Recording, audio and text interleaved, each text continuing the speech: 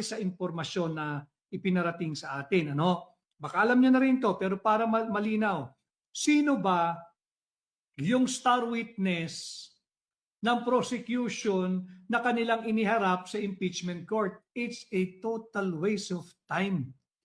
Presenting him to be an expert na hindi naman pala.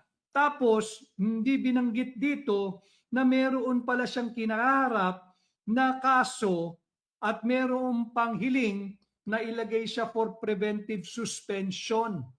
No, ang kaso niya ay hindi biro-biro. Arbitrary detention, delaying release, search warrants maliciously obtained and abuse in the service of those legally obtained, searching domicile without witness, falsification by public officer, employee, or notary or ecclesiastic minister, perjury, robbery, extortion, theft, pagnanakaw. Mabigat ang kaso nito. It goes into the very character of the person presented to be an expert witness. Na gustong palusutin na siya ay eksperto at yung kanyang testimonya kahapon ay nagkabutas-butas na. Wasak ang prosecution sa sarili nilang opensa. Yung military and other law enforcement offices, yung Ombudsman Muleo, MOLEO. Ibig sabihin po ng MOLEO, military and other law enforcement offices. Tingnan ninyo kayo na po ang humusga. Wala akong sasabihin, kayo mahumusga. Ang reklamo laban sa kanya ay isang joint complaint affidavit with motion for preventive suspension. No? Ito yung kanyang kasong kinaharap. Criminal case, ang criminal case na kinaharap ni Hilong Talilong ay violation of Articles 124. Ano ba yung Article 124 ng Revised Penal Code? Ito yung tinatawag na arbitrary detention. Mabigat na kaso yan, arbitrary detention. Meron din siyang violation ng Article 126. Ano yung Article 126? Delaying the release ng isang taong under detention at violation of Article 129. Ano po yung 129? Yung search warrants. Pakinggan ninyo Search warrants maliciously obtained and abuse in the service of those legally obtained. Seryosong kaso ang kinakaharap nitong Hilong Talilong na si Agent John Mark S. Calilong. And itong si Calilong, nahaharap sa kaso, ang daming aligasyon dito. Meron din siyang violation ng Article 130 of the Revised Penal Code. Anong kaso yan? Searching domicile without witness. Bawal ho yun. Kasi pag may nagpunta sa inyong tahanan, pulis, kinakailangan yan bago nyo papasukin upang gampanan yung pagsisearch ng inyong tahanan or premises, merong testigo. Kinakailangan yung barangay captain, yung barangay kagawad, kung pwedeng may pari dyan sa tabi ng bahay nyo, may simbahan, pakiusapan yung pari. Kinakailangan mayroong testigo bukod doon sa magpapatupad ng search warrant. Bakit? Upang maiwasan yung pag-aabuso, upang maiwasan yung paglabag doon sa linalaman ng search warrant, sapagkat yung search warrant, malinaw doon, tukoy dapat doon.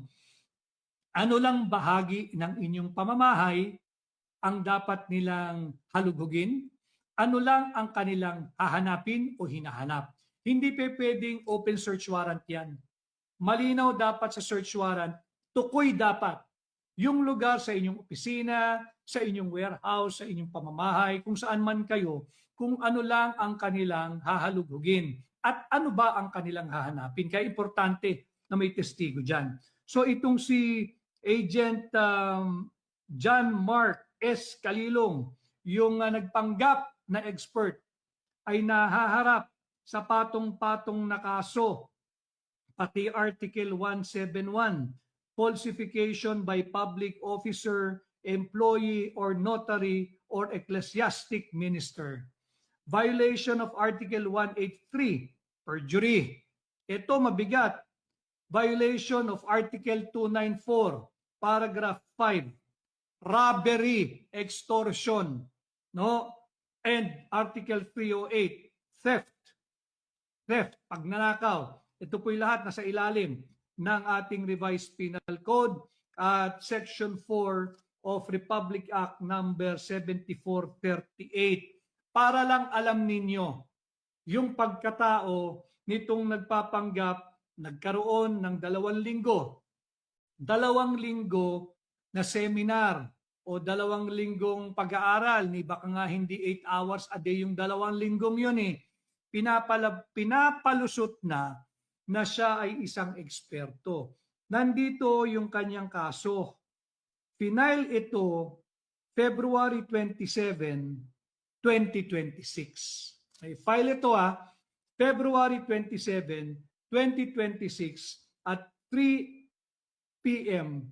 3:52 p.m. No, malinaw 'yan. Na-receive ito sa Office of the Ombudsman Assistance Center sa Pasay base sa impormasyon na ipinarating sa atin, ano? Baka alam niyo na rin 'to, pero para malinaw, sino ba yung star witness ng prosecution na kanilang iniharap sa impeachment court? It's a total waste of time. Presenting him to be an expert na hindi naman pala. Tapos, hindi binanggit dito na meron pala siyang kinaharap na kaso at meron pang hiling na ilagay siya for preventive suspension. No, ang kaso niya ay hindi biro-biro. Arbitrary detention, delaying release, search warrants maliciously obtained and abuse in the service of those legally obtained, searching domicile without witness, falsification by public officer, employee, or notary or ecclesiastic minister, perjury, robbery, extortion, theft, pagnanakaw. Mabigat ang kaso nito. It goes into the very character of the person presented to be an expert witness. Na gustong palusutin na siya ay eksperto at yung kanyang testimonya kahapon ay nagkabutas-butas na. Wasak ang prosecution sa sarili nilang opensa.